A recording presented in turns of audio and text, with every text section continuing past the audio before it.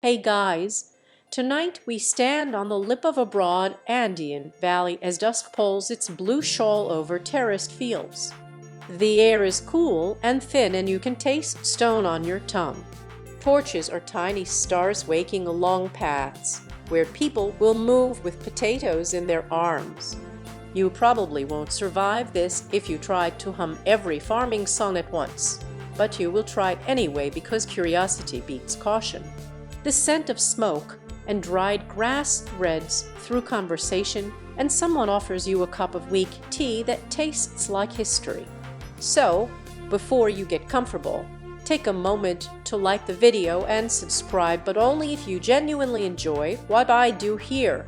Drop your location and local time in the comments. If you are anywhere near a time zone that still admits it is night, say so. Now, dim the lights, maybe turn on a fan for that soft background hum, and let's ease into tonight's journey together. You step into the festival frame and feel the air change. It is a deliberate holding of breath between seasons. A single voice starts, low and clear. It does what counting does best. It orders weather and work, names nights, and hands you a compass for the year. This ritual voice is both calendar and anchor. You feel it in your ribs the same way you feel the approach of storm when light tilts.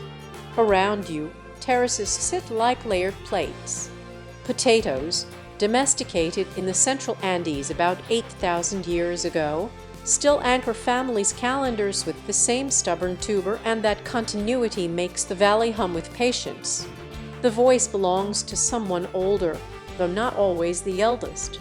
It carries a rhythm that matches footfalls on packed earth. Each phrase ends like a soft question, and the village answers with hums, stick clicks, and breaths that punctuate the line. The sound is less concert and more field weather reading. You listen, and a literal translation settles into you. What first seemed a melody becomes a set of instructions about frost, about when wind will shift, and about the precise timing to lift seed from the soil. A quirky practice catches your eye. An elder nudges a seed potato into torchlight and whispers a name to it as if introducing a guest at a table. Some farmers insist certain seed potatoes remember their planting year and will tell their keeper how many seasons they have seen. It reads like superstition. It works like mnemonic technology. You like the idea because it makes ordinary tubers into companions. Joke 1. You ask the potato about your horoscope and it replies with planting dates. Joke 2. You bribe it with compost and it lectures you on soil pH. The festival frames time by observation rather than by numbers on paper. The procession begins only after the first thin chill reaches the terraces. People follow the voice as if it were a compass. The counting voice names months by labor and land. It points to curled quinoa leaves, to the moss on a particular stone, to the angle of a stream. City listeners call this poetry. Farmers call it a sun manual. Historians still argue whether this counting system predates formal Inca administrative calendars or whether it evolved as an independent oral technology adapted to microclimates. You notice that the festival serves memory as much as immediate work. Names repeat. An ancestor list folds into weather signs.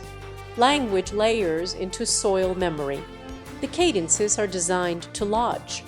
They are easy to repeat by firelight and during the watchful hours of night. Oral counting survives because it is sung while hands are busy and because the body becomes the ledger. There is an economy to repetition and redundancy that you admire. Night deepens and torchlight paints faces in warm strokes. Children learn the opening phrases by matching adults' lips and the scrape of hose. You see the method, small repeatable units and refrains that act as anchor lines. That is agricultural pedagogy disguised as song. The voice counts again and you answer with the chorus. You feel your claim to a place among terraces where seasons are measured by practice rather than printed dates. a practical line surfaces in the chant. One phrase instructs when to hill soil around plants to shield them from frost. That practice reduces frost damage and encourages tuber formation. The people singing this have encoded agroecological knowledge into tone and timing across generations. It is efficient design and pragmatic memory. You notice small techniques everywhere. Fingers knot straw to mark a furrow. A woman taps a stone twice to signal an early frost. A child hums the opening line perfectly after one night because the rhythm locks into muscle memory. You find yourself trying to match it and failing gently. Joke 3, you clap out the rhythm and an embarrassed goat gives you the side eye. The scent of roasted potatoes drifts from a cooking pit and ties the music to hunger and comfort. A fringe story floats through the crowd. Old storytellers recall a festival that once counted a year using the rings of a mythic potato tree. Botanically impossible, yes, yet the tale functions as mnemonic and boundary story. You tuck it into your memory like a bright pepper. The voice slows and the valley listens. Hands move in patterns that map to months. The counting voice is ledger and lullaby at once. It reassures the land that someone remembers the work it needs. You breathe with the chorus because rhythm is a claim on future days. The festival has only begun, and already you carry the compass, the voice, the hum, and the repeated lines that make tomorrow legible. You step back and let the valley hold its breath with you. The voice counts again, and you find yourself answering even when you do not know every word. That is how calendars endure. Fluency is optional. Attention is required. Keep the compass in your pocket. When the procession moves and offerings are placed, you will know which line to hum. The first time you hear the word Mitte in the valley, it lands like a stone in a pool. Everything ripples. Colonial interruptions did not arrive as a single blow, but as a series of enforced rhythms that reworked time, labor, and authority. Spanish conquest in the 1530s reordered political and economic life across the Andes. Mainstream fact: the Spanish imposed systems such as the encomienda and the Mitte and chroniclers recorded missionary efforts to Christianize indigenous ritual life. Those impositions tried to remap calendars and compel new public displays of piety. You see the festival survive, but with visible stitches. Priests mapped saints onto mountain spirits, and festival days were shifted to coincide with feast days. Processions kept their rhythm, but altars often held a painted saint beside a painted potato. Woven garments began to include Christian crosses alongside ancestral motifs. The community kept the procedural form while changing the iconography. Historians still argue whether these changes were primarily acts of coercion, clever survival, or a mixture of both. How you weight coercion versus agency changes the story each elder tells. Labor drafts and mining demands pulled people away for long stretches.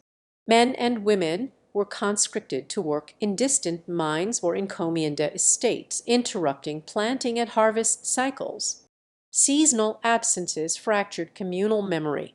Songs shortened and condensed. Essential refrains were folded into lullabies and quiet work hums that could be passed in brief visits or whispered during night watches. You hear elders hum crucial calibration lines so softly you almost miss them. That quietness is tactical. Hiding instruction in soft cadence preserved function under surveillance. A quirky marginal tale survives. Villagers tell of a priest who ordered potatoes buried beneath the chapel floor to banish pagan rites, only to have the tubers sprout and make the church creak as roots worked the stone. Whether literal or mythic, the tale functions as a small triumph and a wink at resistance. Joke 1. Imagine the archaeological paper titled Roots Under the Pulpit, complete with diagrams and an apologetic footnote about the smell. Written colonial records shape later histories but are partial and biased. Missionaries described rituals from their own vantage and often condemned practices they labeled pagan. Those accounts matter but omit everyday negotiation, mimicry, and adaptation. Historians still argue whether these records underplay indigenous agency by privileging official suppression over the quieter tactics communities used to retain knowledge. That debate matters because it reframes apparent loss as potential strategic remodeling. Women played an outsized role in preserving practical knowledge. Household songs, woven knots on belts, and the ordering of seed bundles held technical instructions in plain sight. Secret stanzas were passed privately from mothers to daughters and daughters-in-law. You can see this system in the worn grooves of a woven belt, each colored knot maps a verse. The domestic sphere became a refuge for applied expertise when public performance could be policed. Apprenticeship continued in kitchens and courtyards away from official eyes. Economic pressure rewired practice. Requisitioning, taxation, and market demands reduced buffer stocks and forced households to alter planting schedules. Songs adapted accordingly. New stanzas instruct how to hide stores, which neighbors keep watches, and how many stones to place over a cache. The music thus became a civic defense as much as a cultivation guide. Melodies gained double meanings. A public invocation of a saint could conceal a private plea to an old mountain spirit through metaphor. That double-voiced language is rhetorical camouflage. It lets communities perform acceptable devotion while preserving cosmological and practical knowledge for insiders. You notice elders weaving saint names and ancestral images into the same line, audible to all but intelligible in two keys. Hidden performance tactics were common. Villagers staged saintly processions and allowed visiting officials to observe a compliant ritual while slipping traditional dances and calendar cues into the same route. Officials saw devotion, locals preserved practical knowledge. The tactic is negotiation, not mere trickery. Language change complicates continuity. Colonial schooling promoted Castilian and sometimes eroded technical vocabulary for seed selection and microclimate nuance. Songs bridged the gap, melodies often preserve structure even when words thin into near-nonsense syllables. The rhythm still encodes spacing, depth, and timing. Musical fossilization thus becomes a storage device that outlives lexical loss. Modern transformations add layers. Land reform, missionary schooling, market integration, and migration reshaped seasonal authority. Youth move to cities and return for festival weekends. NGO distribute printed calendars and training that sometimes clash with local cues. Tourism reframes festivals as performances. Some communities respond by intentionally recovering lost refrains as acts of cultural reclamation. The result is hybrid, ritual, identity work, and economic strategy braided together. Not all colonial era change was erasure. New crops, metal tools, and trade opportunities were absorbed when useful. Practical improvisation is constant. Adopt what helps and sing what matters. The songbook becomes a palimpsest, old lines overwritten but not erased. That layered survival is remarkably durable. That evening, an elder points at a faded saint painting and then hums an old rain plea under her breath. Her double utterance is concession and quiet refusal. You leave the shrine realizing interruption taught adaptation. The valley learned to hide knowledge in melody and to use syncretism as shield. Contemporary revival movements complicate things further. Local committees now curate festival schedules to attract visitors while elders insist on preserving core refrains. Sometimes money funds repair of shrines and the passing on of secret stanzas. You watch negotiations where art becomes livelihood and memory becomes a managed resource. Those negotiations are messy, but keep the songs living rather than museum pieces. Joke 2.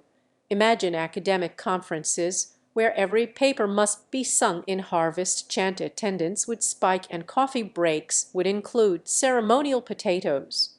Joke 3. You hum the buried potato verse and picture scholars arguing footnote placement to the beat of a bombo. Colonial scars are visible in cloth and cord. Each scar became a scene. The music, like the terraces, was repaired and patched and continues to hold soil. Interruption did not erase the calendar. It taught new stitches that keep the old fabric together. You learn fast that the songs are not just poetry. They are empirical summaries compressed into melody. When an elder sings a rule about when to hill soil or how long to leave seed eyes before cutting, she is reciting generations of trial, failure, and correction. The cognitive frame is practical. Observe, encode as refrain, test next season, repeat. That process mirrors what agronomists do in formal trials, but without lab benches. Mainstream fact: the potato was domesticated in the central Andes roughly 8,000 years ago, and Andean farmers have been managing huge crop diversity and adaptive practices since then. Modern agronomy and these songs meet at useful places. Agronomists test planting dates, spacing, and soil amendments in randomized plots and publish results. Farmers test the same variables across many microclimates and many seasons and compress those results into a teachable stanza. Both produce knowledge, their validation methods differ. Where a researcher might quantify mean yield over 3 years, the community encodes a rule that survived 5 bad seasons and 3 droughts. Contemporary projects increasingly treat those oral rules as datasets worth integrating into climate-smart breeding and extension work. That partnership is visible in collaborative programs where indigenous farmers and researchers co-design trials to develop resilient potato varieties. You notice practical overlaps. A planting pace verse that uses 2 breaths then bed functions as a non-metric unit that standardizes depth across bodies the way a measuring stick standardizes depth on a mat. Ethnographers have documented these embodied measures across the Andes. Breadth, stride, and finger width are repeatable, robust proxies when tools are unavailable. Agronomists call them non-standard units but value their field reliability for scaling recommendations in low-tech contexts. Historians still argue whether oral measures were later translated into colonial-era written manuals or whether they retained separate, parallel epistemologies. There are limits and curious mismatches too. Some remedies look like superstition, but may carry hidden efficacy. A line recommending ash in storage sounds ritual until you learn ash changes pH and deters some pests. A stanza about planting after a lamist sneeze reads like folklore until you realize herds often shift grazing patterns that alter soil compaction and microclimate. Fringe explanations become proxies for observation. Practically speaking, the song's causal language is less important than its signaling function. It slows action, focuses attention, and enforces protocol, 3 things modern extensionists also try to accomplish with pamphlets and trainings. You see systems thinking in miniature. Songs layer redundancy across senses, a verse links smell, stone sheen, and star position to a single decision. That is ensemble sensing. Agronomy benefits from such multi-sensor triggers when designing advisories for heterogeneous landscapes. Where meteorological models fail to resolve microclimates on a slope, practiced ears and eyes still succeed. This is why contemporary agroecology studies recommend combining formal models with local indicators rather than replacing them. Historians still argue whether formal state calendars ever fully subsumed local song-based systems or whether the two always coexisted as complementary technologies. Translation issues complicate collaboration. Researchers risk flattening nuance when they extract a verse to a bullet point. The song's timing, tone, and ritual context matter for its function. A directive sung at dawn among elder women carries different social weight than the same directive handed out in a leaflet by an outside agency. Effective integration preserves performative elements, call and response, embodied measures, and corrective rehearsal so knowledge remains actionable. Projects that respect genre and form report higher adoption rates. There are tensions you feel on the ground. When scientists run trials and publish results, communities ask for access and useful feedback. Sometimes published recommendations clash with local rules embedded in song. Negotiation follows. Elders may accept a tweak if it meshes with their seasonal stanza. They reject blanket advice that ignores microclimate variation. That negotiation matters because the long-term resilience of terraces depends on local legitimacy as much as on agronomic precision. You're watching epistemologies debate in real time, lab protocols versus lived rehearsal. Historians still argue whether privileging one over the other risks erasing adaptive knowledge rather than augmenting it. Practical outcomes are promising. Where projects fuse farmer-stored varieties with breeding goals, they produce climate-robust cultivars while preserving cultural traits. That is the research to practice sweet spot. Scientific rigor plus local selection criteria equals varieties communities will actually plant. You hear this in the field as shared vocabulary. Elders quote an experimental result back as a verse and then tweak it into a mnemonic for their grandchildren. The songs absorb the science and keep the soul. Quirky note for the amused. You hear a teenager recast an experimental yield number into a rap line, and the crowd laughs. Data becomes rhythm and rhythm becomes habit. Joke 1. If potato trials had a Billboard chart, yield number 2025 it would hit the top 10. Joke 2. Your smartwatch can track temperature but won't hum a verse to remind you to hill soil. Joke 3. The Valley's database is distributed, analog, and far more charming than your cloud backup. The final point is ethical. Integrating songs into agronomy requires more than data extraction. It needs consent, benefit sharing, and recognition of intellectual ownership. Researchers documenting verses must negotiate access, return findings in usable forms, and avoid turning living song into museum text. When projects do that, well, the result is mutual learning. Scientific methods gain ecological depth and songs gain new options for resilience. You leave the field with a simple take. Modern agronomy and Andean song knowledge are different languages for the same questions. When they translate well, the harvest improves. When they mistranslate, the risk is not only lower yield, but loss of cultural practice. Remember the chapel story. Roots can grow through stone when knowledge is planted with care. Keep both the song and the soil. You enter a long, low room where voices that once agreed now pick apart meaning with the same care they apply to seed selection. Local debates hum like a second chorus. Some say a stanza is sacred and must remain untouched. Others say adaptation is survival and every new line earns its place by utility. You watch neighbors who share water and stories lean into argument with patience. The dispute isn't loud. It runs like a seam through daily life. It's the texture of tradition being tested. A mainstream fact anchors the room. Ethnographers have documented that nearly every valley sings multiple variants of core festival songs, and those variants often tie to specific IU affiliations or microclimates. That empirical pattern fuels argument. People point to melody differences as proof of lineage.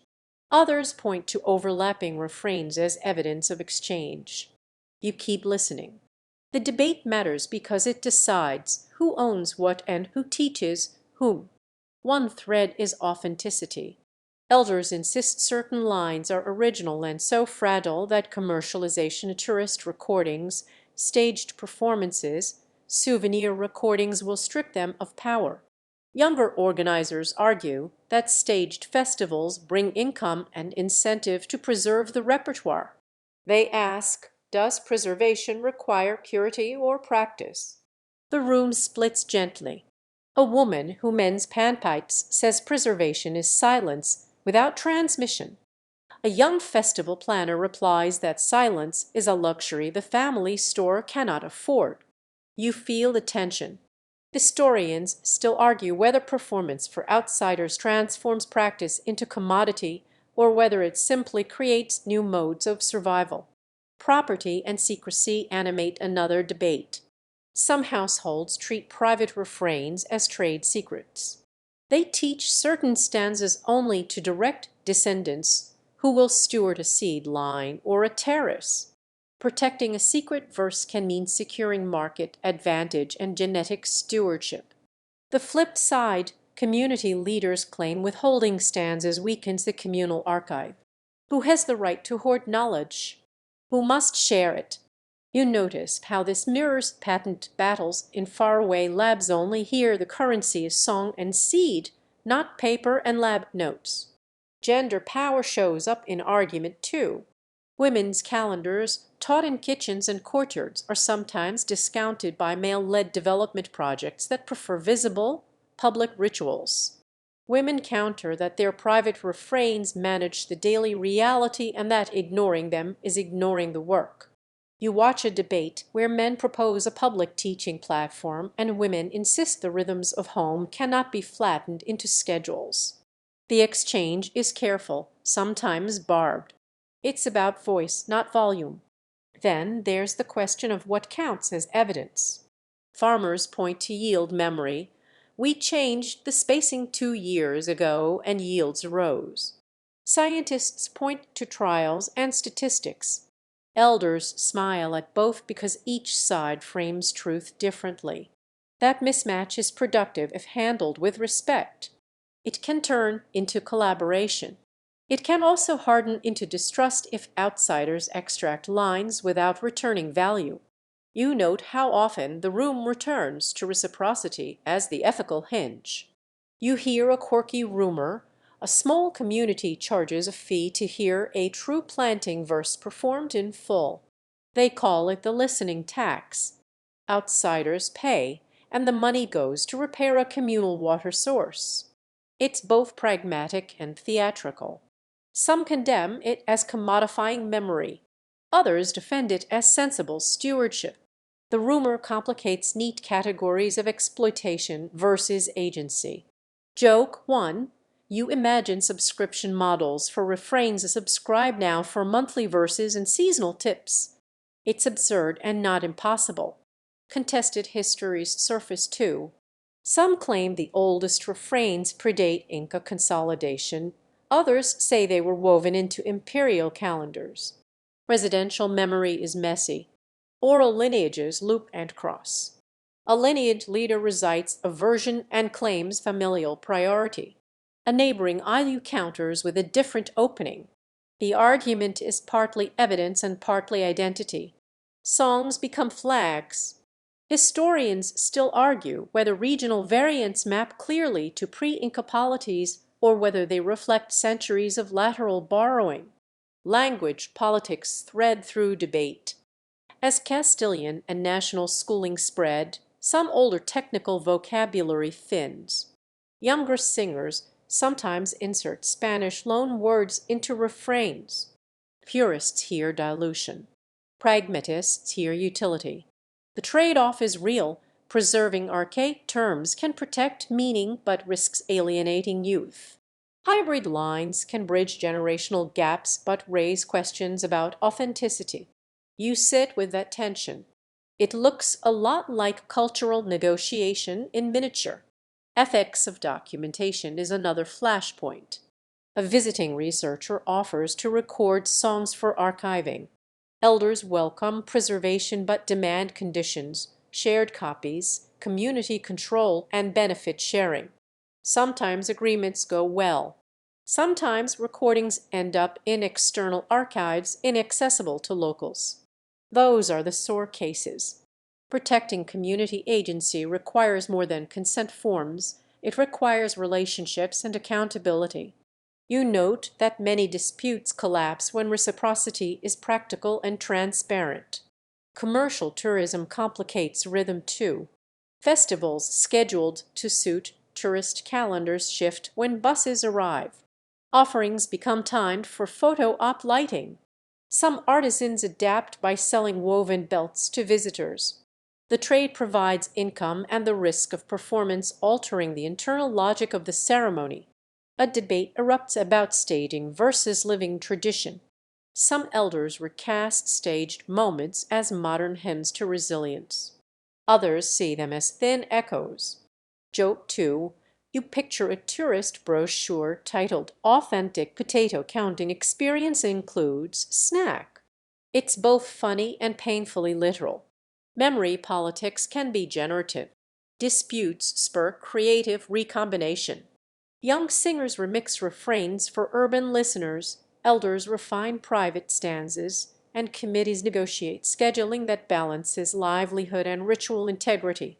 The debates become design work, how to steward living practices in an era of markets, migration, and climate stress. That's the hopeful edge. You sense that contestation, when civil, breeds innovation.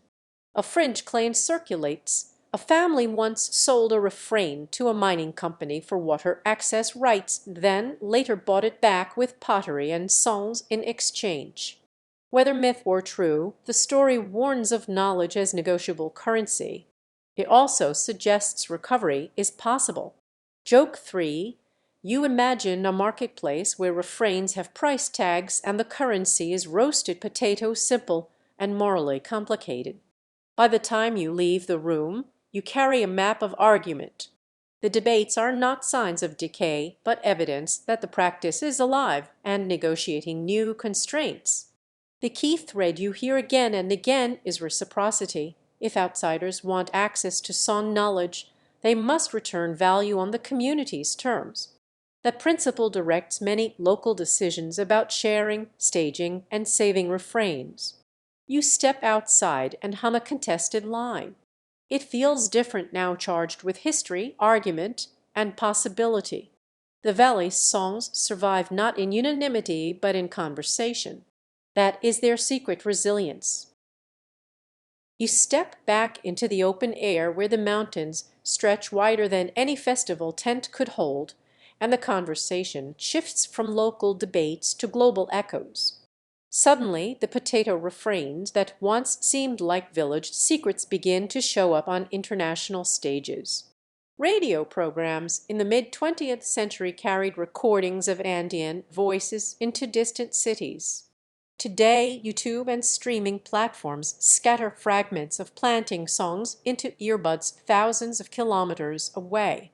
You realize the festival soundscape has slipped its valley walls. Mainstream fact, ethnomusicologists have traced Andean festival tunes into urban folk revivals, noting how some melodies undergird political protest songs in Lima and La Paz. Farmers' refrains that once counted seed days now accompany rallies, documentaries, and heritage showcases. A calendar song becomes a slogan. You notice how mobility transforms context. What was once a whisper about weather becomes a chant about rights. Historians still argue whether this diffusion preserves or dilutes the agricultural knowledge embedded in those stanzas. A quirky tidbit, one potato song surfaced on a vinyl record marketed in the 1970s as music for relaxation sold in airport gift shops next to whale sounds. Listeners in London thought they were hearing timeless mysticism. Farmers back home knew they were hearing a mnemonic about soil drainage. The gap is almost comic. Joke 1. You picture someone meditating to plant after frost ends without realizing they are sinking breath with a planting schedule. Cross-cultural yoga, but with tubers. The global marketplace shifts meaning. At international food expos, delegations stage harvest dances for investors. Potatoes sit next to quinoa and alpaca wool on glossy displays. Songs are shortened, brightened, and performed with microphones.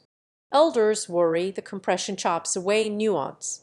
Younger delegates argue that if three lines can attract funding for irrigation, why not? The negotiation between performance and preservation continues, now with cameras flashing. You sense how commodification travels with every export. There's a question of translation, too. Some lyrics move easily into Spanish or English references to cold nights, sunrises, hunger. Others defy translation, particularly technical sea names or metaphorical jokes about condors and foxes. Translators space choices, keep the word as is, and risk incomprehension, or swap in approximate images. Neither is perfect. The translations are bridges, but also filters. Historians still argue whether song translation can ever carry the same farming logic or whether vital detail inevitably gets lost. Global migration complicates things further. Andean diaspora communities in Madrid, Buenos Aires, and New Jersey stage their own potato festivals in school gyms and rented halls.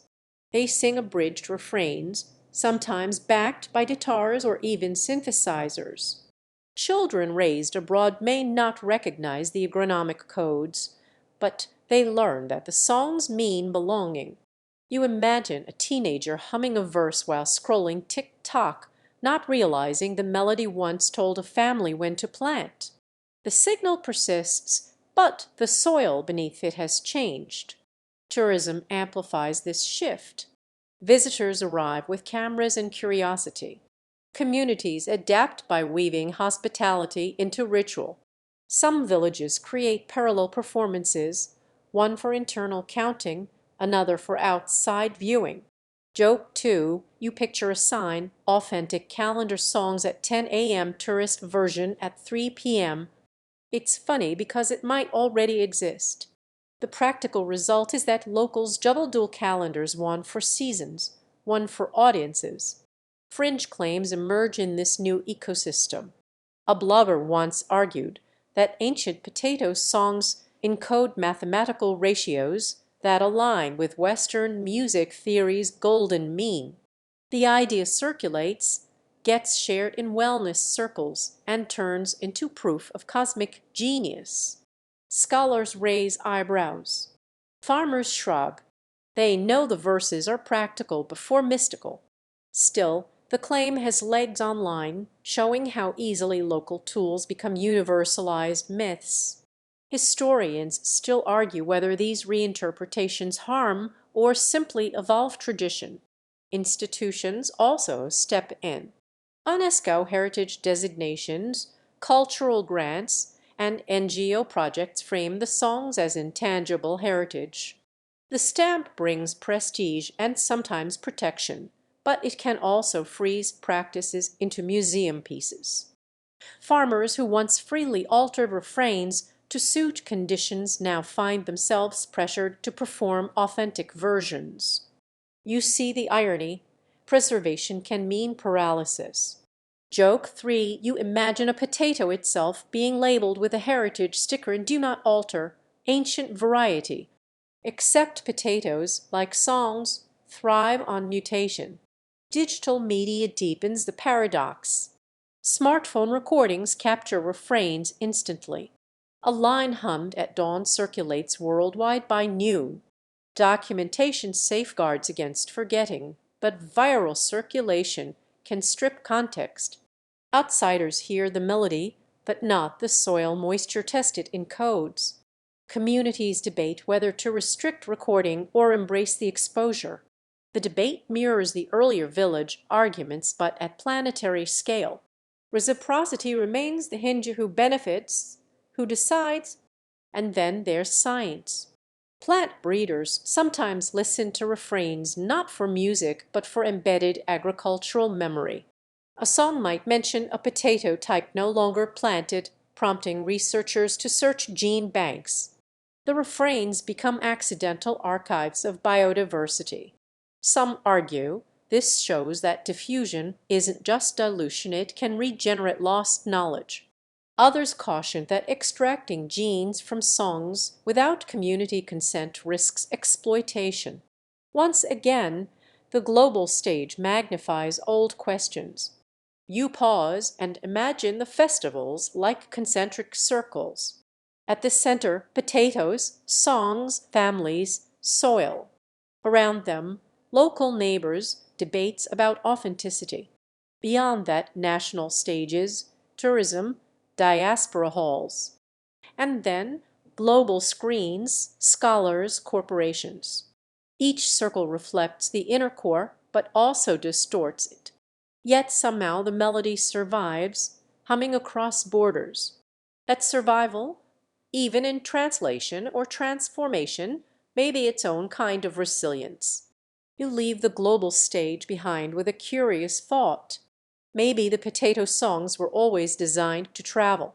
Potatoes themselves spread from the Andes to every continent, feeding billions. Why not the refrains that taught people how to steward them? The tubers and the tunes may share the same fate, adaptation, loss, rebirth, and persistence across changing soils. You step off the terraces and stand where other seasonal musics ripple across different soils and seas. Comparing Andean potato counting with other seasonal music traditions is like laying maps side by side, the same human problem ordering time solved with different instruments and social logics. In the Andes, the melody compresses microclimate, kinship, and seed selection into a stanza. Elsewhere, the calendar sings in different keys. Consider Japanese rice planting songs. Mainstream fact: in Japan, yuta and shoka served as work songs that coordinated group labor and embedded agricultural rites for centuries. You hear the echoes, repetitive rhythmic lines that pace transplanting, call and response structures that catch errors, and ritualized post-planting prayers. The social effect is parallel. Where an Andean bombo holds a hillside's tempo, in a Japanese pade the communal chant and the synchronized bowing in force, pace, and unity. Both systems convert bodies into measuring tools. Now glance west to Corsica and listen to polyphonic harvest songs. There the emphasis is on layered vocal harmonies that encode place through complex intervals. Corsican polyphony maps locality via timbre and counterpoint rather than explicit planting instruction. The cognitive affordance differs. Andean songs act as embodied manuals. Corsican songs act as social locators that bind identity to land. Move to West Africa and the Sahel, where rhythmic drumming and call and response drape the planting calendar. Drums function as long-distance clocks. A drum pattern can signal across villages when rains arrive or when to move cattle. The mnemonic is auditory broadcast rather than breath or hand. The comparison highlights a design choice. The Andes use embodied measures. The Sahel uses acoustic range. Consider Northern European wassailing. It is less about planting technique and more about communal stewardship. Groups sing beneath apple trees in winter, offering noise and libations to wake the wood. The tactic is social maintenance, pressure, blessing, and mutual surveillance. The function overlaps with Andean offerings, both rituals coordinate communal care for productive landscapes, though their tonal vocabularies differ. A quirky fringe tidbit surfaces among Siberian herding chants. Some reindeer herders claim specific harmonic overtones coax animals toward certain pastures. Practitioners insist it works. Scholars are skeptical but intrigued. Whether acoustic mysticism or attentive animal handling, the claim reminds you how often sound operates as a behavioral cue across ecosystems. Joke 1. Imagine a pasture playlist algorithm labeled reindeer chill next to your workout mixes. Comparative perspective reveals trade-offs. The Andean model excels in granular microclimate management. Its embodied measures breath counts, finger widths, and nut belts are low-tech, robust, and ideal for steep terraces where single slope hosts multiple microclimates. By contrast, drum-based systems scale across distance but lose local detail. Polyphony indexes identity strongly, but may not encode step-by-step technique. These are different engineering solutions to the same core problem. You notice social differences too. In the Andes, women's domestic refrains steward varietal memory. In some Melanesian yam festivals, men's chants authorize exchange and status. Gendered knowledge patterns recur globally. That pattern is political as much as practical. Historians still argue whether gendered song roles reflect ecological necessity or later patriarchal structuring. Hybrid forms appear where cultures meet. In parts of the Philippines, rice chants mix indigenous phrasing with Spanish-influenced hymnology. In coastal Peru, Afro-Peruvian rhythms inflect planting songs, blending African drum logic with Andean content. Syncretism often functions pragmatically. New instruments supplement old signals and the mnemonic survives. Remember the chapel story from earlier. Syncretism served as both shield and seam. Technology introduces new vectors. Radio rainfall reports and smartphone recordings now coexist with field songs. Extension services sometimes compress advisories into jingles farmers adopt. Recordings spread corrective stanzas across valleys in an afternoon. That accelerates diffusion, but risks flattening local variation. Joke 2. Imagine your software update notes arriving in chorus form version 2.0. Fix frost bug now with improved hailing. Comparative resilience strategies show up everywhere. Redundancy is central. Layered sensory cues in the Andes, broadcast repetition in drum networks, and communal sanctions in wassailing. Each system compensates for different forms of noise and disruption. That insight matters for adaptation. When planners design interventions, they should ask which musical affordance to copy: broadcast reach, embodied precision, or identity-rich polyphony. A fringe academic claim once argued that some ancient chants encode mathematical ratios akin to Western tuning theory. The idea circulated briefly online and generated clickbait. Practitioners shrugged, scholars pushed back. The episode reminds you how easy it is to reframe local tools as exotic proof of universal genius. Historians still argue whether such reinterpretations help communities or commodify their practices. You step closer to a practical comparison. In some terraced valleys you heard the moss terns, silver refrain that dictates waiting. In other systems the cue might be a drum roll or a sung blessing as saints altar. The form changes, but the signal logic remains. Encode observable environmental features into socially enforceable cues. Practical memory often pairs with social incentives: shame, shared reward, or sanctified obligation to keep compliance high. That combination of sensory coding and social enforcement makes these systems durable. Finally, notice how humor and gossip thread through all these systems. Mockery keeps people honest. Jokes and teasing lines are universal because they make rules sticky. Across contexts, you find laughter tucked into instruction. It is part pedagogy, part social glue. You smile because you recognize the same mechanism that kept you from missing a planting stanza, the risk of being the butt of next season's joke. The comparative view does not sentimentalize. It reveals engineering creativity adapted to place. You leave with respect and a tiny plan. When faced with a new landscape problem, listen first. Find its metric breath, drum, or harmony and design with that language. That is how knowledge travels without losing its soil. Joke 3. If you had to build a low-tech, climate-resilient advisory system tomorrow, you would probably hire a choir. They'd come with breath measures, backup rhythms, and better field-tested jokes than any consulting deck. You hum a comparative refrain and notice how the idea of a universal fix dissolves into many clever local solutions.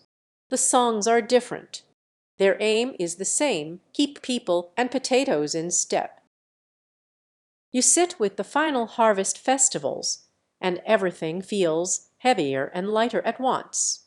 Potatoes lifted, baskets filled, songs still floating in the thin air. The ritual now bends from planting and counting to storage and thanksgiving.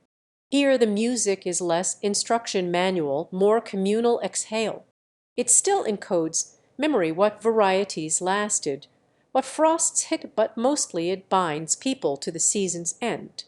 Mainstream fact: in the Andes, harvest festivals like Coiler Ritty or local Inti-Raymi adaptations tie the potato cycle to broader cosmic calendars. Songs sung during these festivals acknowledge celestial patterns, ancestral approval, and community obligations. They function as closing ceremonies, recalibrating humans with land and sky. The potatoes in the baskets are both calories and evidence that the system still works. The quirky detail: in some villages a potato queen is chosen. She is paraded with tubers woven into her headdress, like jewelry made of food. It is partly comic, partly reverent. You picture the absurdity of a crown of lumpy roots, and yet it dignifies the harvest. Joke 1, somewhere in a parallel reality: beauty pageants require contestants to balance baskets of potatoes while singing. The scholarly debate: historians still argue whether such festivals originate in pre-Inca ritual cycles or if they are mostly colonial grafts that locals reshaped. The ambiguity lingers, like hybrid notes in a song. Origins are messy, but function matters. Communities preserve what ensures continuity regardless of provenance. The music in these harvest rites slows down. Earlier planting songs had brisk tempos to match labor. Now refrains stretch. Long notes, sometimes sung into dusk, carry gratitude. The songs bind families through shared memory and laughter.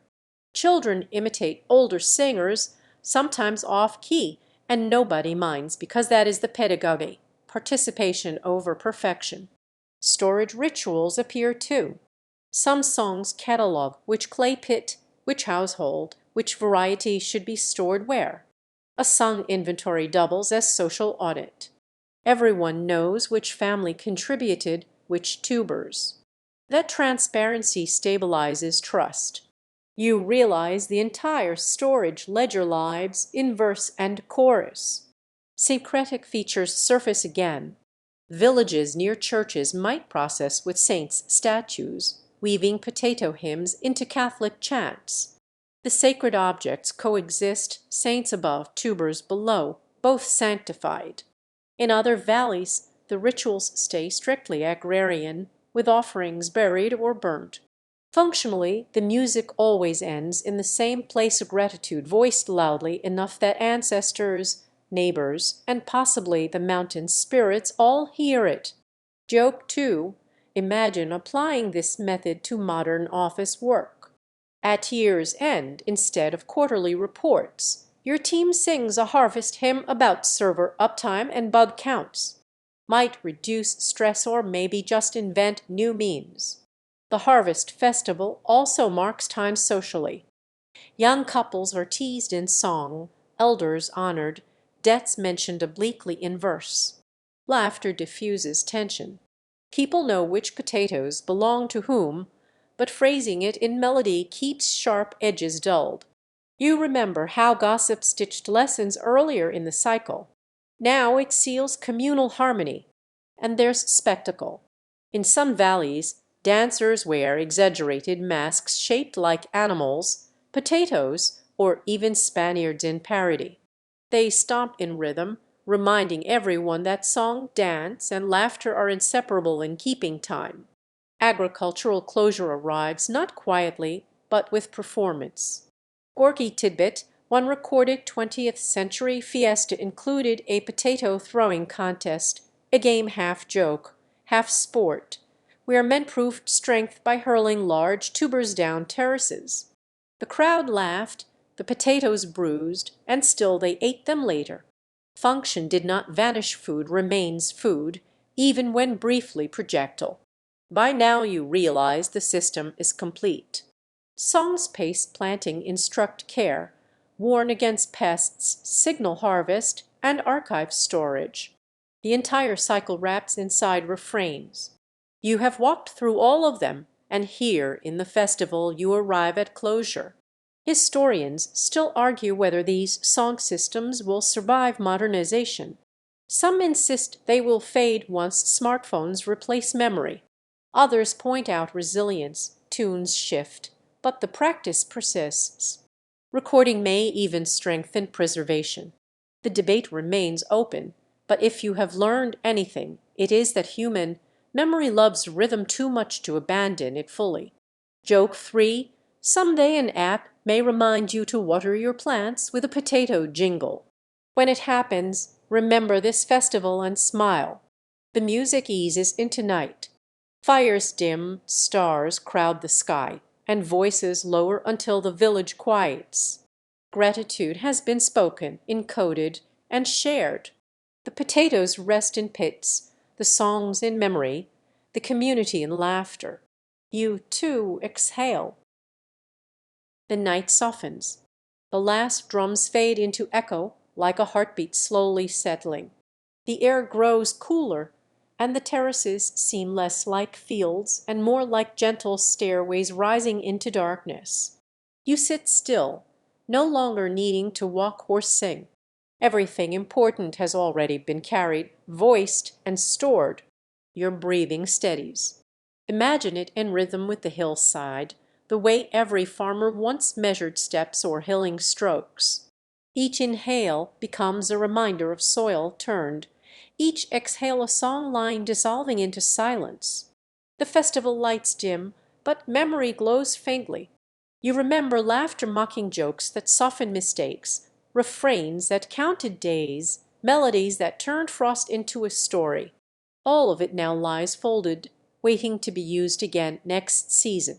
Like the potatoes themselves, songs are stored, dormant yet alive. Slow down with them. Picture a pit filled with round tubers, nestled under earth, safe from frost. Above, stars spread across the Andean sky, unhurried, unchanging. The same sky witnessed centuries of refrains, and it listens again tonight. Let your shoulders release. Let your mind quiet to a hum. Every detail of terraces, rivers, and festivals becomes less sharp, more like watercolor edges soft, colors muted. The story you followed was long, but its ending is simple, humans making time gentle through music. The voices in your head grow faint, replaced by the hush of a mountain breeze. You are no longer counting days or storing lessons. You are just resting as all harvests eventually do. And now the night closes around you, calm, unbroken, waiting for sleep. The chant from the procession doesn't really stop. It only shifts shape as the crowd disperses toward the fields. You follow, pulled by the pulse of voices that rise and fall like breathing. These are not stage songs meant for applause. They are field songs, soft and steady, the kind that can carry you through a long morning of digging and planting without collapsing into silence. You hear the first refrain carried by women bent over rows.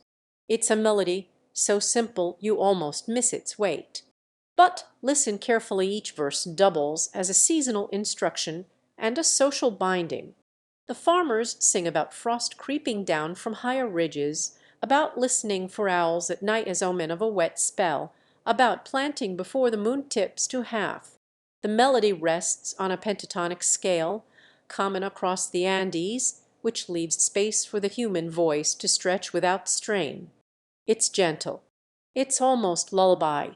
The paradox, songs meant for labor feel like songs for sleep. Joke 1, if Spotify existed here, the playlist would be called Productivity, but chill. Potatoes, those stubby anchors of Andean life, respond to timing more than anything else. Historians note that work songs often embed cues for planting density, depth, and spacing. You catch a verse comparing rows to fingers spread on a hand. That's a mnemonic device, 5 fingers, 5 furrows. Practical instruction disguised as verse. There's a mainstream fact tucked right there. Archaeologists have found evidence of such mnemonic songs scratched into colonial-era records, proving the music carried actual agricultural data. But quirk creeps in too. You overhear a line about how potatoes listen when you sing to them, and if you fall off pitch, tubers sulk and shrink. It's easy to laugh, yet farmers treat this as serious etiquette. Fringe or not, it preserves consistency. Singing maintains rhythm in hoeing, spacing, watering. Joke, too, if karaoke night could improve your yield, potato farmers would be global millionaires. You notice another rhythm. The songs adjust tempo depending on task. Quick beats for weeding, slower ones for planting, a near meditative drone when carrying baskets back up terraces. Each rhythm doubles as a calendar tick, marking progress through the cycle.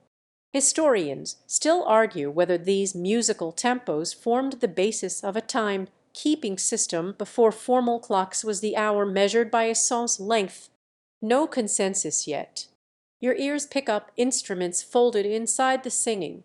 No fancy flutes now, just sticks tapping, hoes striking earth with deliberate accents, and breath whistles made from reeds. These sounds keep rows aligned and spirits steady. It's field choreography. The ground becomes a drum, the workers a choir. When one person falters, the line drifts, but the song yanks them back like a rope. Efficiency disguised as art. Imagine leaning on your hoe, sweat trickling despite the cool air, hearing the whole slope of a mountain echo with layered voices. The effect is both hypnotic and pragmatic. Work becomes bearable, even communal. Joke 3, HR departments could save money on corporate team building if they just borrowed a few Andean field songs and a hillside. You walk further and realize children play around the edges, repeating refrains in high, uneven voices. That's how transmission works. Nobody writes a manual. Kids absorb through rhythm, repeat, and correction when the group's flow stumbles. Literacy isn't required. The song is self-teaching. The potato becomes a patient professor, the soil a chalkboard, and every refrain a footnote. One particular verse catches you. It compares the growth of tubers to teeth erupting in a child's mouth. The metaphor is playful, even slightly unsettling, but vivid. Everyone knows the feeling of teeth cutting through gum. Everyone knows the thrill of pulling the first potato from dirt. The line locks growth cycles into memory by sensory association. As evening hovers, the songs don't stop. They switch from labor cadence to rest cadence. Softer, elongated vowels now. Farmers lean on their tools and hum. Some verses are blessings for tomorrow. Others are gentle mockery of lazy neighbors. The satire keeps people honest. Miss too many rows and the song will mention your name. Suddenly productivity isn't just survival, it's social reputation woven into melody. The night cools fast in the Andes. Cloaks rise over shoulders. Fires spark. But even as shadows lengthen, the chorus lingers. You realize these farming songs aren't optional entertainment, they are the backbone of seasonal awareness. They stretch memory, organize work, reinforce identity, and soothe the aches of repetition. Soft farming songs count not just potatoes, but people, hours, and years. You sit with the hum, letting it vibrate in your chest. Somewhere a grandmother repeats the opening line. Somewhere a child mistakes a word but keeps the rhythm. And above it all, the terraces glow faintly under moonlight, as if the land itself keeps time with the chorus. The morning mist coils low over the terraces, dampening your cloak and making the earth smell sharp and mineral. Today the attention turns to the seed potatoes themselves, the stubby beginnings that hold an entire year's promise in their knobby skins. You crouch near a circle of farmers sorting through baskets. Some tubers are small and hard as stones, others oddly shaped with purple eyes sprouting in several directions. Each one gets judged not just for planting potential but for memory. A farmer lifts a particularly fat seed potato, holds it high, and names it after his grandmother. You blink, wondering if this is a joke, but no, the naming is earnest. Potatoes in the Andes are often treated as kin. They carry ancestral lines as much as human families do. Mainstream fact, archaeologists have catalogued over 4,000 distinct potato varieties across the region, many passed down through specific families who guard them like heirlooms. Each seed potato, then, is a vessel of both calories and continuity. But here's the quirky part. Some say a seed potato can remember previous seasons. Elders claim that if you whisper last year's rainfall into the skin, the tuber will teach its descendants resilience. Skeptics roll eyes. Believers insist yields prove the point. You can choose which camp to stand in, but tonight you're just the listener nodding at the idea of a potato diary. Joke 1. Somewhere in another universe a potato is blogging day 54 underground, still dark, kinda damp. The sorting continues and you notice patterns. Large tubers aren't always kept. Sometimes small, oddly shaped ones are reserved for seed. It isn't inefficiency, it's strategy. The community saves the best for eating and the most adaptable for planting. That decision encodes deep knowledge of genetic diversity, centuries before labs coined the phrase. Historians still argue whether this selection was conscious science or intuitive ritual. The debate loops endlessly, but the result is visible in every thriving terrace. A woman gestures for you to hold a seed potato. Its skin is cool, faintly rough, and it feels heavier than it should. She tells you not to drop it, not because it will bruise, but because it carries her father's planting songs. You look closer, half expecting to see lyrics etched on its surface. Joke 2, you hold it up to your ear like a seashell, waiting for the sound of the Andes humming back. Songs begin again. These ones are quieter, almost private. They recount mythic origins. Potatoes were once stars that fell to earth, dimming as they sank into soil. Others say the first tubers sprouted from tears shed by a hungry child who prayed to the mountains. You feel the weight of these myths. They don't just decorate the work, they infuse every planting decision with story. And story is what ensures kids remember not just how to plant, but why it matters. You hear a fringe tale passed along by a teenager, a seed potato chosen under a full eclipse will double yield, but only if planted by someone who hasn't spoken that day. It sounds suspiciously like a dare, the kind of folklore designed to make kids hush for a few hours. Still, it sticks in your memory as the kind of magical rule that clings to culture like moss on stone. As the mist lifts, baskets are covered with woven cloths to shield seeds from direct sun. Care is almost parental. Each family marks their stash with colored threads. The threads tell who owns which line, but they also serve as visual reminders of responsibility. If your thread color appears weak or frayed, neighbors will know you've neglected the line. Social accountability woven literally into the bundle. By midday, the circle breaks. Some seed potatoes are carried to the highest terraces, others stored in cool stone-lined pits. Each movement is deliberate, timed with the music of the day. You watch as the farmers hum a refrain about sleeping eyes waking underground. That's the metaphor that keeps children engaged. Potatoes don't rot, they sleep and then wake. You feel the metaphor working on you too. Joke 3. You wonder whether your own alarm clock should be replaced by a sack of potatoes slowly sprouting beside the bed.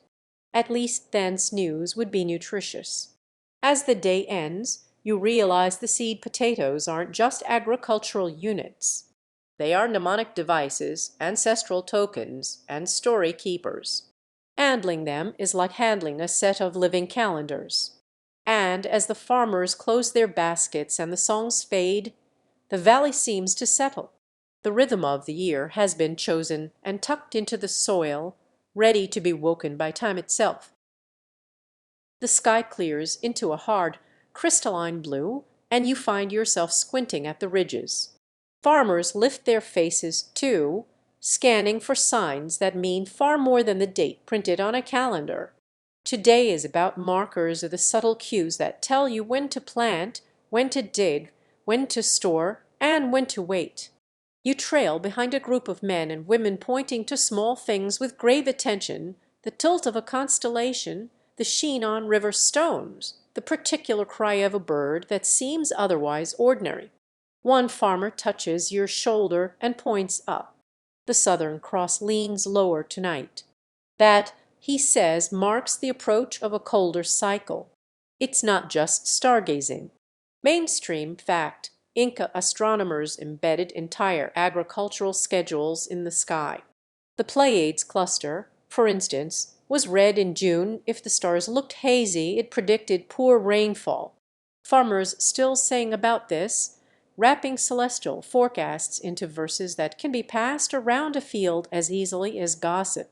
Quirky detail. Some communities claim potatoes prefer being planted after llamas sneeze during certain winds. Ridiculous? Maybe. Yet you notice that someone keeps one ear cocked toward the herd. Joke 1. You imagine a future weather app built entirely on llama sneezes and 80% chance of frost. Please bless the herd. The songs themselves double as mnemonic calendars. A refrain begins, "When moss turns silver, dig not yet." You look to the stones and see a pale sheen on their damp sides. Another verse warns, "If owls cry thrice, cover the shoots." These aren't idle rhymes. They are coded observations, streamlined into melody so nobody forgets. Historians still argue whether these songs evolved purely as oral memory aids or whether they were once tied to more formal state calendars like those kept in Cusco. The debate lingers unresolved, but the songs survive. You notice how physical markers and songs intertwine. An elder woman presses a thumb against the soil, lifts the earth to her nose, and smells it. She hums a line about sweet dirt meaning readiness. Children repeat the hum like a game, pretending to sniff handfuls of soil and judge. It looks silly, but it's training. The sense of smell is recruited into the calendar.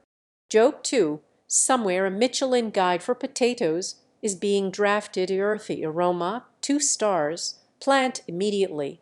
The group moves toward the river. Water runs thin and sharp, reflecting light like polished glass. A young man points to the foam pattern drifting downstream. Too quick, he mutters. The chorus shifts, a verse about waiting until water slows. Hydrology disguised as rhyme. The river itself becomes metronome. As night falls, torches spark again. The singing continues, layering environmental cues into verse. Some lines are cautionary, and if frost bites early, cover the mouths. You realize mouths here refers to potato eyes, the buds that sprout. The metaphor sticks in your brain like a post-it. That's the point. Memory rides best on image and rhyme. Fringe tidbit, an old man insists that potatoes planted during an eclipse become bitter, cursed to taste of iron. Nobody contradicts him, but you sense this is one of those protective myths invented to keep people indoors during ominous skies. It persists anyway, because fear has mnemonic power. The markers extend to animals too. Dogs whining at night are said to herald dry weeks. Roosters crowing at odd hours become signals for rain. None of this is written down. All of it is sung. The chorus folds these markers into refrains, repeated year after year until the landscape itself feels like a score written in moss and stars. Joke 3. You glance at your smartwatch and realize it's utterly useless here. It can't tell you whether moss is silver or owls are talkative. The Andean farmer with nothing but a tune in his head suddenly has better predictive power than your entire app store. By the time the group returns to the village, you've internalized a handful of lines yourself. You hum moss turns silver, dig not yet under your breath, and realize you will never forget it. That is the genius seasonal markers transformed into music, then planted into memory as stubbornly as the tubers themselves. The night ends with laughter and shared food, but under it all lingers a quiet certainty. The land has spoken through moss, stars, owls, rivers, and the people had answered through song. The season is measured, not by clocks, but by a chorus that repeats until everybody on the hillside knows when to lift a hoe. The valley hums with anticipation. Tonight you follow the slow unfurling of a procession, a line of people winding through terraces under the sharp glitter of stars. At the front walks a group of musicians, their reed flutes piping short, breathy notes that mimic mountain winds. Behind them, men and women carry baskets balanced on heads and shoulders, each filled with potatoes carefully chosen for offering. This is no casual parade, it's the festival march, a public ritual where the crop itself becomes both gift and compass. Torches sway, dripping sparks. The garments catch your eye. Brightly woven ponchos and shawls glow against the dark, dyed with cochineal reds, indigo blues, and earthy yellows. The patterns are not random decoration. Each design corresponds to lineage or Ayllu, the extended family units central to Andean life. Mainstream fact, woven textiles were a primary form of identity and communication across Inca territories. A single garment could announce status, region, and even political allegiance. Here in the procession, it announces participation in a calendar ritual that knits families together. Then there are the potatoes themselves. Some are painted with streaks of red clay, others sprinkled with maize flour. A few are even tied with tiny woven belts. Quirky detail. Certain communities believed that clothing or painting the potato helps it to recognize its role in ceremony. The tuber, personified, walks the parade as both participant and offering. Joke 1. Somewhere in the crowd a potato is strutting in a poncho, already a fashion influencer. The procession stops at a shrine, a low platform built of stone, decorated with flowers and feathers. Each family places their chosen potato on the altar. The act is precise. Some press the tuber to their forehead before setting it down. Others whisper a name. It is less about transaction with gods and more about synchronizing human effort with season. By offering first, they align planting to ritual order. Historians still argue whether such shrines date back before the Inca state or whether they were later appropriations of local practice. The debate lingers like the smoke curling upward. You hear the chant shift tempo. The counting voice returns, reciting not just days, but fields. Each phrase names a terrace, a slope, a stream. The crowd echoes back, weaving geography into memory. This is oral mapping. Children, too young to farm, now know the sequence of fields simply by singing along. Joke 2. Imagine replacing Google Maps with a catchy refrain: a left at the big rock, right at the llama pen. Around the altar, dancers step into rhythm. Their footwork mimics planting, stomping, crouching, rising. Dust puffs up, glittering in firelight. You realize the choreography itself is mnemonic, physical rehearsal for tomorrow's labor. Work becomes dance, dance becomes ritual, ritual becomes calendar. Layers upon layers, stitched tight as the woven belts on the potatoes. A fringe tidbit drifts to you in the murmurs. Some say that if an offering potato rolls off the altar on its own, it foretells a poor harvest. People watch nervously as tubers wobble on the flat stones. Whether physics or fate, The omen has social weight. Everyone exhales when the offerings remain steady. Food circulates: roasted corn, fermented chicha, potatoes baked in earth pits. The feast merges with the procession, laughter threading through chants. Humor keeps the ceremony from collapsing under solemnity. Joke 3: someone bites into a burnt potato and declares it blessed twice by fire. The crowd roars. The night deepens, and still the line of voices loops.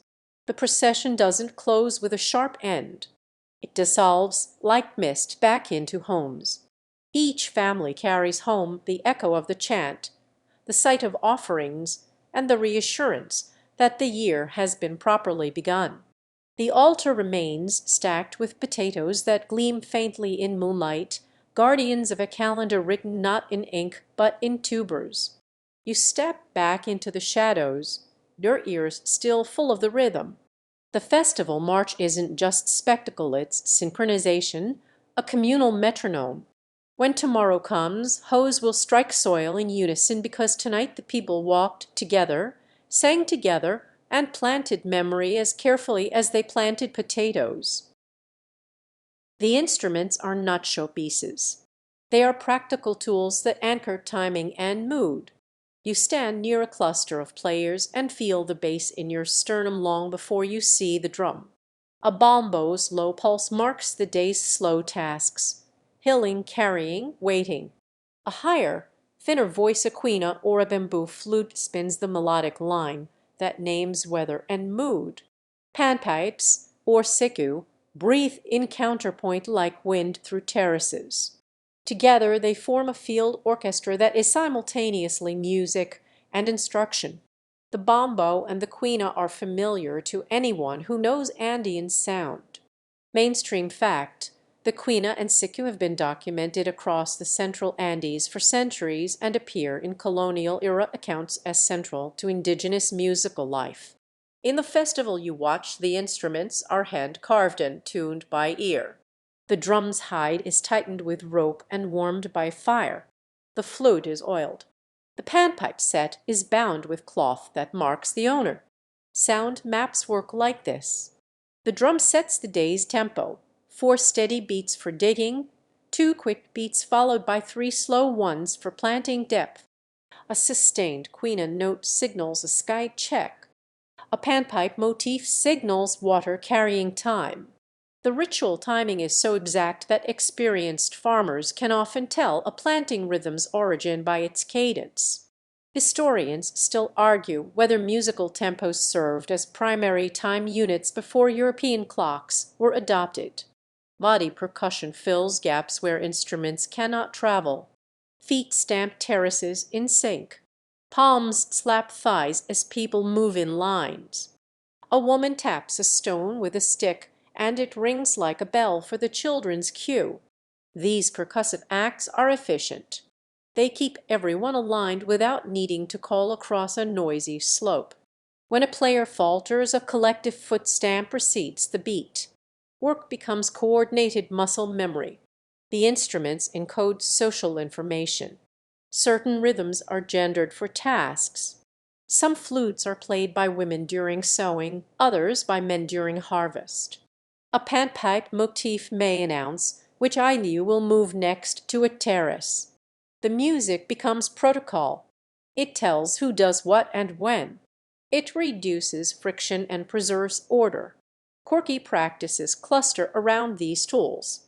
A farmer sprinkles chicha on a drumhead before a big planting and calls it a blessing to keep the beat true. A child fashions a whistle that imitates a bird call used to signal frost warnings.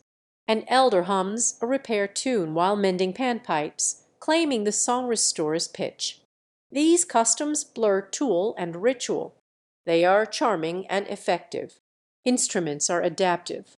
During storms, the group switches to body percussion and call and response.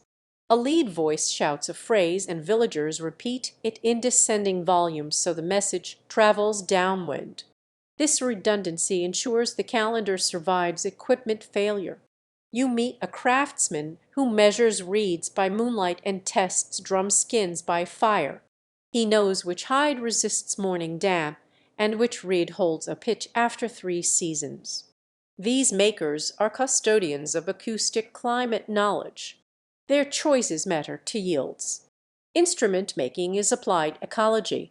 Transmission is hands-on. Apprentices learn rhythms by mirroring body percussion and repairing snapped panpipes. If the instrument dies, the rhythm lives in the body. That redundancy explains longevity and creates local variants that act as identity badges. Polyrhythms add robustness. One group keeps the steady bombo pulse, while another layers a 3-beat hand pattern that signals immediate action. The overlap prevents misinterpretation. It feels like engineering wrapped in song. Historians still argue whether complex rhythmic systems spread through ritual networks or developed independently.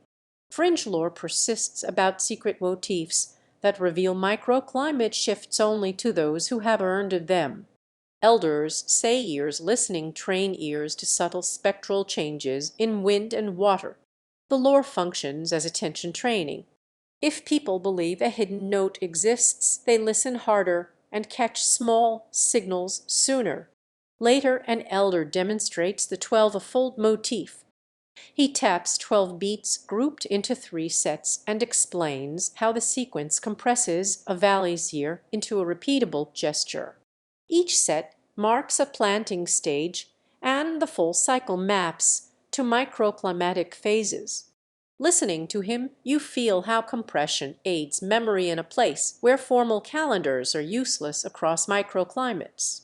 Colonial contact brought new materials that were incorporated when useful. Metal jingles and altered drum shapes sometimes traveled between valleys. The result is pragmatic adaptation. Instruments remained farm-focused because they had to. Apprenticeship is tender and exacting. You sit with a teenage apprentice who tunes panpipes and hums a drill while her teacher watches. The drill is repeated until her shoulders relax and her breath matches the pipe. After months of practice, the rhythm becomes autopilot that coordinates hands and seasons. The training ensures the survival of both music and method. There is a social economy to making instruments. Materials are recycled. Broken flute pieces are bound with leather and kept as spares. Drumheads are traded and tested. Maintaining instruments creates social ties and spreads acoustic knowledge. It is another layer of resilience. The sonic landscape is political. Rhythms can be borrowed, stolen, or suppressed. During times of forced labor, some communities dispersed detailed motifs to trusted kin only. In other moments, groups shared rhythms to coordinate large-scale irrigation. Music mediates cooperation and competitive advantage. You try to clap and whistle in time and fail so delightfully that everyone laughs.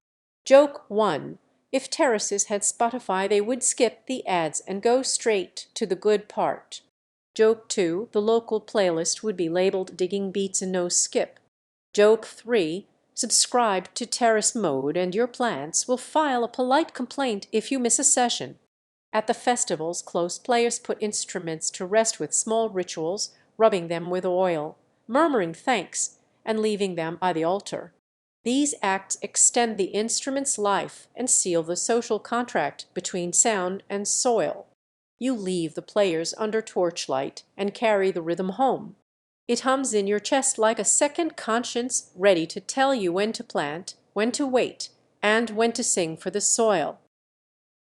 You stand at the edge of a courtyard where women gather with blankets draped over their knees and pots steaming beside low fires. They move like weather, simultaneous and intimate. Elder women preside. Their voices are the slow metronome that orders planting, weeding, and harvest. You notice how their hands hold space for both soil and story. They are calendar keepers in flesh and habit. The youngest listen with their knees tucked under them, mouths open, learning how to measure a year by smell and season. Elder women teach songs that fold instruction into melody. They hum verses about when to cut sprouts, when to leave a tuber in the ground longer, and which seed varieties resist late blight. Mainstream fact, colonial accounts regularly recorded that Andean women were central to domestic seed selection and conservation, often controlling household stores and local varietal stewardship. In this courtyard the fact feels lived. They carry varietal memory in bundles, annotate seasons on the insides of woven baskets, and mark store dates with tiny knots on cord. They blend practical guidance with intimacy. A line that sounds like a lullaby instructs when to add ash to a furrow. Another three-note phrase encodes how many days to wait after the first heavy rain before replanting. You repeat along with them until your tongue stumbles. The songs are pedagogy disguised as comfort. They teach muscle as much as mind. Historians still argue whether such domestic practices were primarily adaptive innovation or conservative ritual. The debate doesn't change the outcome. The valley keeps yielding because knowledge is repeated until it is automatic. Quirky confidence threads through the group. One elder insists that women sing to their potatoes at dawn because plants prefer morning gossip. Another claims the rhythm of a woman's sewing needle should match the planting tempo. If you stitch too fast, the crops will rush and produce small tubers. The claims are playful and partly protective. They keep children engaged and ensure repetition. Whether botanical mechanism or social trick, the effect is the same: routine is preserved. Joke 1. You imagine an international farming conference where the keynote is sink your sowing to your soil. Teaching method is iterative and embodied. A novice sits with an elder for months, learning to listen to wind, tone, and to test soil warmth by thumb. The elder's cadence is patient. She will sing a line and then fold her hands to test the student's response. If the student hums back off key, the elder corrects the breath, not the word. This attention to breathe matters. Breath links music to action. You learn that correct inhalation keeps planting rhythm consistent across a slope when dozens of hands must coordinate without shouting. Women's calendars are also social governance. A whispered verse can enforce labor rotation or remind a neighbor to fix a water channel. Songs carry gossip wrapped as instruction. They are soft law. A mother can remind a relative to finish weeding by slipping a line about lazy hands into an evening song. The social edge keeps productivity honest without public shaming. Joke 2. It is management by melodyless HR meetings, more harmonized accountability, and fewer confusing spreadsheets. You notice generational differences. Younger women sometimes borrow radio jingles and fold them into older refrains. Older women raise an eyebrow, but accept the adaptation if the mnemonic holds. That pragmatic openness keeps the calendar alive. Traditions are not brittle. They absorb useful novelty. The courtyard becomes a laboratory where old and new refrains mix. The hybrid songs help coordinate modern tasks like managing small motor pumps alongside traditional planting and help migrants retain seasonal memory when they return home for the festival. There are fringe beliefs that certain songs work only when sung by women who have had children. It's a protective threshold. The lore signals authority and experience. Skeptics see it as exclusionary. Believers see it as apprenticeship protocol. The lore fulfills a function. It channels responsibility and gives leadership a clear pathway.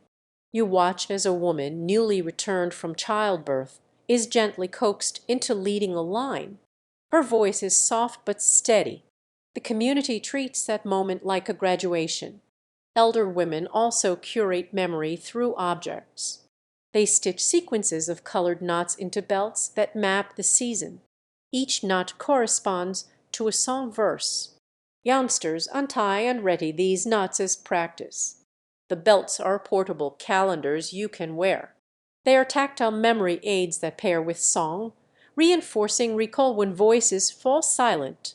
You try to count knots and lose your place, which proves the method works. It's meant for hands that know by doing. The belts travel with migrants and returnees, carrying seasonal memory across distance and time. Women are often custodians of ritual timing for life cycle events that intersect with agriculture. Planting songs double as birthing lullabies and morning refrains. The shared cadence links domestic cycles to field cycles. Life and land mirror each other. That continuity builds social resilience. It is not romanticization. It is practical overlap that reduces cognitive load. One melody manages many tasks and hearts at once. You sit with them as the sun lowers. An elder sings a short, bittersweet line about summers past and the children grown. The melody carries both correction and consolation. You feel quieter and more anchored.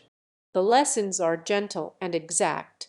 You learn rules most people would call common sense, but here they are spelled with rhythms so they become communal memory rather than private guesswork.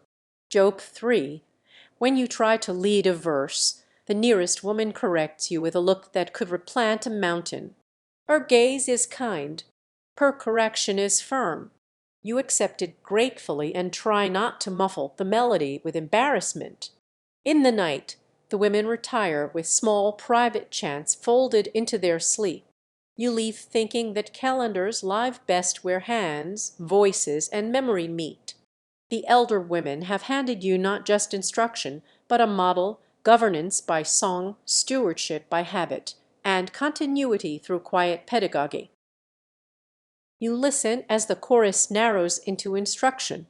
The melody thins until words sit like seeds between beats. What sounded like poetry is actually a manual for dirt. Lines you thought ornamental are precise directions. How deep to drop a seed, when to scrape earth to encourage tubers set, which ash to mix into a furrow, and how much. The songs are compressed know-how. They are pocket manuals you can sing while your hands are full. An elder begins a verse about depth.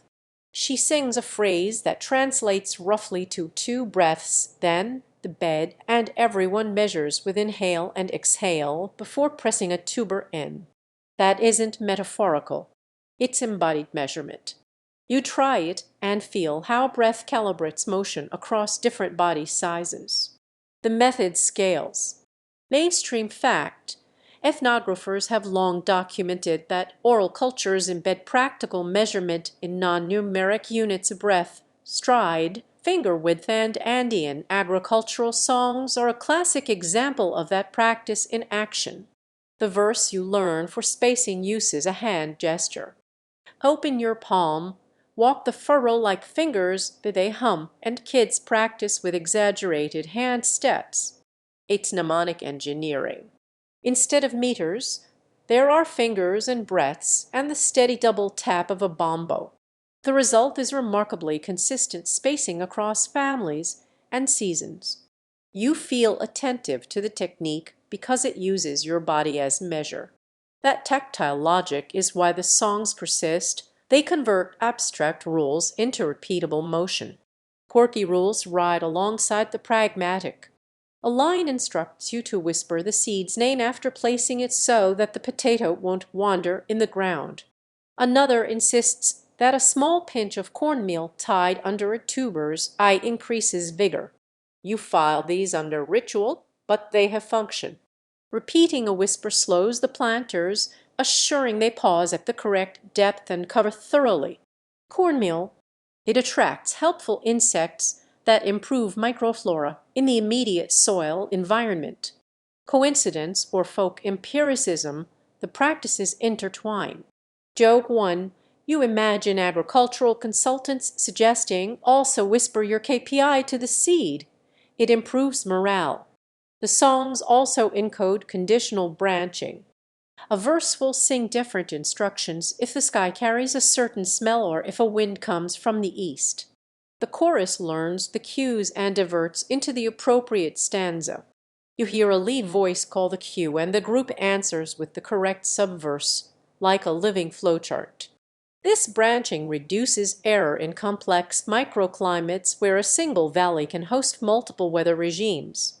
Historians still argue whether these branching structures mirror older administrative decision systems or whether they are purely local innovations evolved to handle environmental variability. Layered redundancy is everywhere. A planting rule may appear in 3 different verses, each using a different sensory accent, touch, or rhythm, so even if you forget one cue, another will trigger recall. The redundancy is deliberate engineering. The culture values fail-safe transmission. Memory is distributed across voice, body, and object. You can lose a container of seeds, but not the song that remembers how to plant them. Practical recipes hide in lullaby cadences. One refrain packs compost ratios into a rhyme about 3 handfuls of ash, 1 handful of leaf.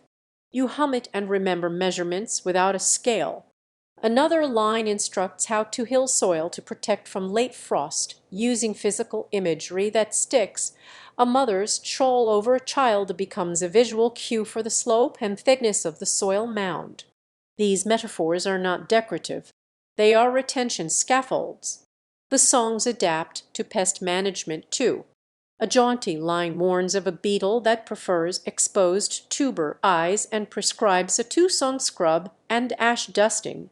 Farmers perform the scrub in time with the melody, which ensures thoroughness. You observe that chores done in song are less likely to be skipped. Rhythm enforces completeness. Joe, too, you'd imagine agrochemical labels printed in chorus formative hapless weevil comes to dine, sing verse 3 and it will decline. Apprenticeship is methodized around verse. A novice practices a stanza until their hands and breath match the tune. Correction is immediate and gentle. An elder will stop a student mid-gesture and sing the line slowly until the motion and the syllables lock. The pedagogy trains multimodal memory, sound plus motor pattern plus social feedback. That is efficient. You try one of the drills and are surprised at how quickly your hands align with the instruction when you hum. Songs also store corrective updates. If a technique fails one season, elders add a line noting the failure and the new approach. The corpus grows like a living patchwork. It's adaptive conservatism. Conserve what works, patch what doesn't. French storytellers mark some of these updates with dramatic origin myths. So we learned to salt the furrow after a fox curse, but behind the drama sits an empirical change in practice. There is an economy of omission, too. Not every detail is sung. Some sensitive knowledge like proprietary grafting tricks or market timing stays with specific households and is guarded by private refrains only taught to trusted kin. Those secret stanzas act as intellectual property.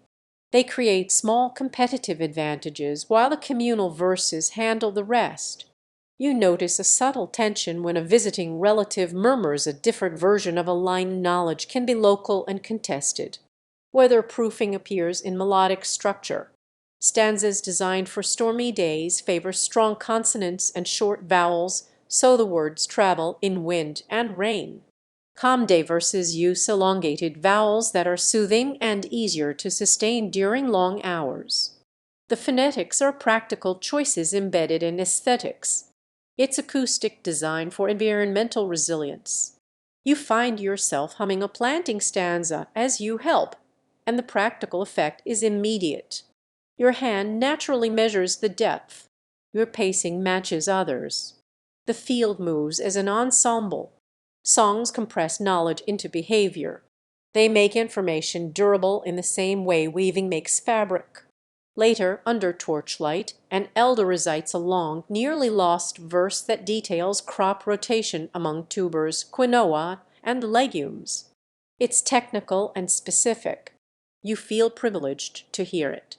The verse ties soil fertility to seasonal sequence and reminds you that knowledge in verse is not simplistic. It can be highly technical and responsive to long-term soil dynamics. That complexity undercuts any notion that Oral tradition equals simplicity. By the time you sleep at night, the songs have given you a practical toolkit. You notice the logic in code: repeat, correct, and protect. The songs are efficient algorithms for survival dressed in melody. They are both art and applied science, humanly scaled for someone who measures the year by breath and hand. Joke 3: if tech companies hired these folk, they would patent sing-based productivity and call it a start-up. You rise the next morning to the after echo of clapping hands and tapping feet. The field is damp from dew, and already you hear voices rehearsing verses, but now the purpose shifts. Last night's planting songs are behind you. Today you witness how singing enforces memory across months, how harvests are not just physical events but recitations of earlier choices. Every verse sung at the start of the cycle resurfaces now, like a ledger closing its entries. Communal recall operates almost like a checksum. A leader sings a verse about 2 breaths deep, and everyone pauses to see whether the tubers lifted match that rule. If a potato rests too shallow or too deep, the mismatch is obvious. Fact: anthropologists note that Andean agrarian songs double as error detection systems, ensuring group adherence to standards without written ledgers. By embedding rules in rhythm, the community continuously audits itself. The process feels both intimate and formal. A child hums a harvest refrain while tugging at a stubborn plant, and an elder corrects with a quick echo. Memory is passed not just by words, but by corrective call and response. The repetition is safety net. Quirky tidbit: in some villages, they assign potatoes humorous nicknames during harvest: a lazy uncle, sleeping baby, a runaway bride, to keep attention high. It is harder to forget a planting rule if you can joke about how lazy uncle never sits right without his blanket of soil. You notice harvest is also about prediction. Before digging, a leader sings a verse describing leaf curl and stem color. The group decides whether to harvest that row now or wait a week. These predictive verses are centuries old. Historians still argue whether the criteria embedded in them are purely empirical observations or remnants of older ritual calendars tied to constellations like the Pleiades. The debate underscores how porous the line is between observation and cosmology. Songs guide preservation too. A chorus about laying tubers in a dark corner with ash sprinkles doubles as a reminder of storage practices. Ash keeps teeth away, the line goes, meaning insects. Ash does indeed inhibit pests and mold. You join the verse and realize singing storage steps while performing them makes you less likely to skip a stage. It's foolproof project management by melody. Joke 1: imagine corporate training modules sung like karaoke to boost compliance. The layering of memory goes further. Some verses are sung only once a season at climactic gatherings. They carry long-term instructions, rotation cycles, irrigation reminders, ceremonial obligations. When everyone joins, it ensures collective awareness of rare but critical knowledge. This occasional reinforcement is like an annual password reset for cultural memory. You hum along and realize how much easier it is to recall instructions sung collectively than read individually. Disagreements surface too. One elder sings a variant line about spacing, another insists her version is correct. Instead of conflict escalating, the group debates by performance, each sings their version, and the assembly compares outcomes. Memory disputes are resolved in song, not by committee. It's participatory peer review in melody. Joke 2: imagine academic conferences where scholars must sing their papers in 6/8 time. Peer review would at least be more memorable. Children are central to this recall process. They are encouraged to miss-sing deliberately, testing whether adults catch the mistake. It's a training game. If an elder corrects quickly, memory integrity is confirmed. The exercise strengthens communal attention and keeps the tradition lively. You watch a boy giggle as he switches 3 handfuls to 4, and an elder's eyebrow arches instantly. The community laughs, but the rule is reinforced. Some verses carry layered symbolism. A harvest line about lifting children from the womb of earth is tender but also instructive. Lift gently, don't bruise. Memory embeds tenderness into technique. A tuber handled like a baby survives storage better. This metaphor ensures delicate treatment without lecturing. You reflect how modern supply chains still struggle with bruising, yet here the solution is woven into lullaby-like phrasing. Memory also resides in silence. After a long harvest song, the group pauses, listening for wind or bird calls. Those natural cues integrate with the song content, anchoring memory in environment as well as language. Multisensory anchoring strengthens retention. It's not just words, it's timing, setting, and pause. You catch yourself remembering instructions days later because of the silence that framed them. One elder explains that verses change slightly with each singer. Tone, tempo, or ornament varies. This micro-variation prevents memory from fossilizing. If one person forgets a line, someone else's variation preserves the structure. Distributed redundancy again. Scholars call this communal polyphony of recall. Joke 3, you think of software backups full, incremental, differential, and realize the Andes beat cloud computing by centuries just with potato songs instead of servers. By the day's end you have absorbed that communal singing is less performance, more archive. Every verse is a hard drive. Every chorus is a checksum. The group sustains its memory not by individual retention, but by collective redundancy. Your role in the system is not passive listening, but active humming. You become a node in a network. Potato songs reveal themselves as a living database, queried every season by voices instead of code.